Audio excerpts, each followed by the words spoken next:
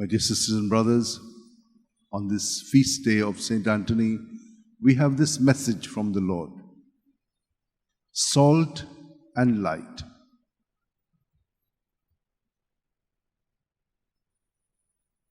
The wick by itself cannot give light.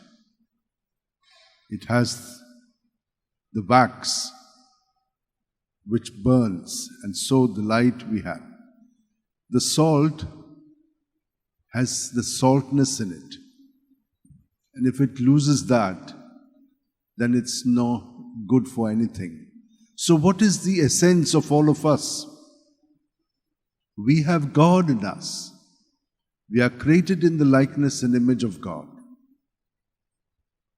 And that is what we would like to see in each other, because God in every relationship.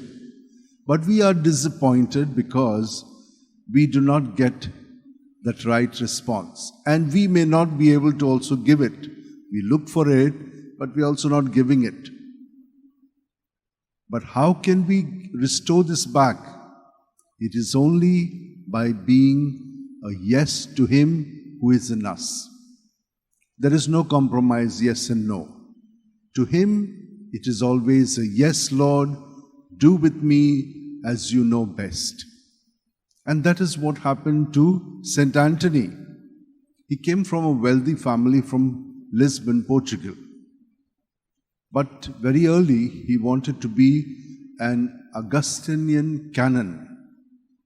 It means he was religious. But he was edified by the Franciscans who lived very poorly. They just lived in a small little hut in Portugal, and 5 of them were brought dead, massacred by the Muslims in Morocco. And he desired to be a saint. He says, I want to be a saint. And so they allowed him to join the Franciscans and go to Morocco. But he was very sick. He had to be sent back. On his way back at Gibraltar, the winds were too heavy, so his boat reached Sicily. And there when he alighted, he was surprised to see that all the brothers, 3,000 of them from over Italy and other countries, were walking back for the general chapter to Assisi. And he walked along with them.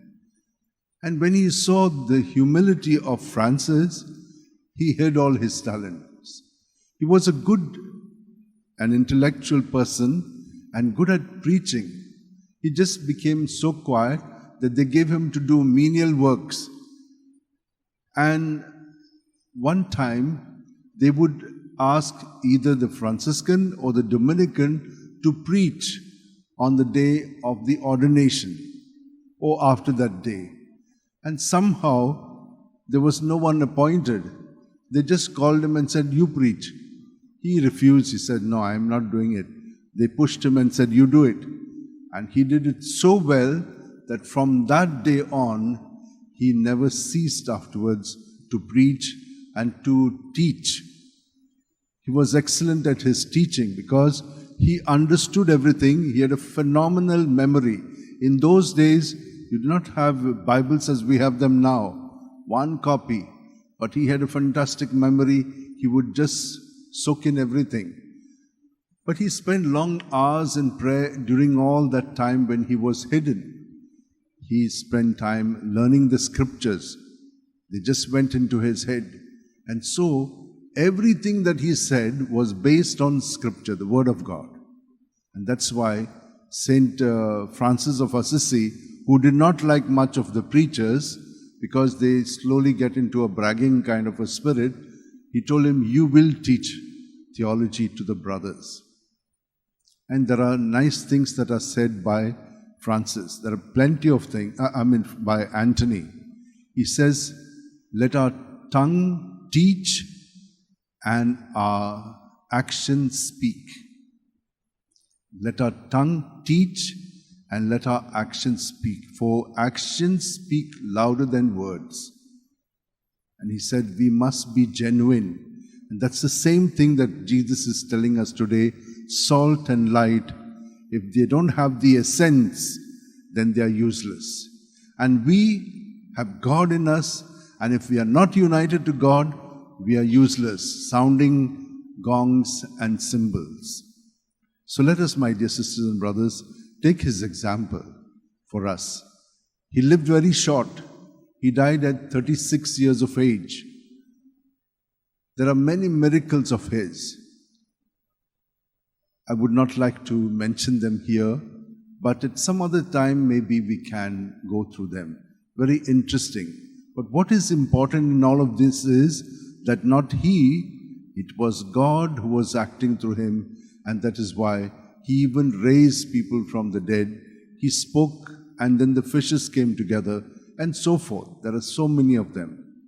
Let us thank God that he has made us realize that it's not us, but it is God in us who makes us truly what we should be, because that's the plan of the Father for each one of us in Jesus.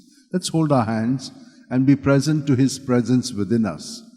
At every breath, Jesus keeps us alive. Breath is spirit, and we have to live at the level of the spirit, not just at the mind and body level. Because when we are in spirit, attached to Jesus, and that's why at every breath out, we consciously surrender everything in Jesus' name, that will keep us on the right track. The track that Jesus, who is our way, will teach us with his truth and make us live life to the fullest.